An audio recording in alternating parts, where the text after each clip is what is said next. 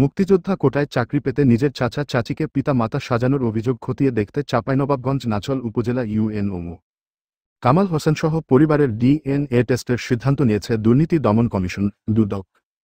মঙ্গলবার ৪ নভেম্বর বিষয়টি নিশ্চিত করে দুদক মহাপরিচালক আক্তার হোসেন বলেন, চাঁপাইনবাবগঞ্জের নাচলের ইউএনও কামাল হোসেন মুক্তিযোদ্ধা চাচাকে বাবা পরিচয়ে প্রতারণা করে কোটা সুবিধা নিয়ে বিসিএসে চাকরি নেওয়ার অভিযোগ রয়েছে।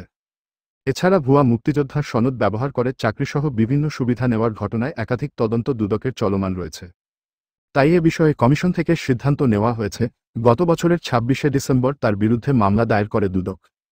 মামলার এজাহার সূত্রে জানা যায়, কামাল হোসেন ৩৫তম বিসিএস পরীক্ষায় অংশগ্রহণের সময় মুক্তিযোদ্ধার সন্তান হিসেবে সুবিধা পেতে নিজের জন্মদাতা পিতা মাতা মো.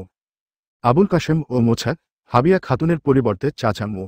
আহসান হাবিব, বীর মুক্তিযোদ্ধা এবং চাচি মোছা সানোয়ারা খাতুনকে পিতা মাতা হিসেবে উল্লেখ করেন। এই জালিয়াতির মাধ্যমে তিনি বিশ্ববিদ্যালয়ে ভর্তি, চাকরি এবং অন্যান্য সুযোগ সুবিধা ভোগ করে আসছেন বলে তদন্তে প্রমাণ মিলেছে।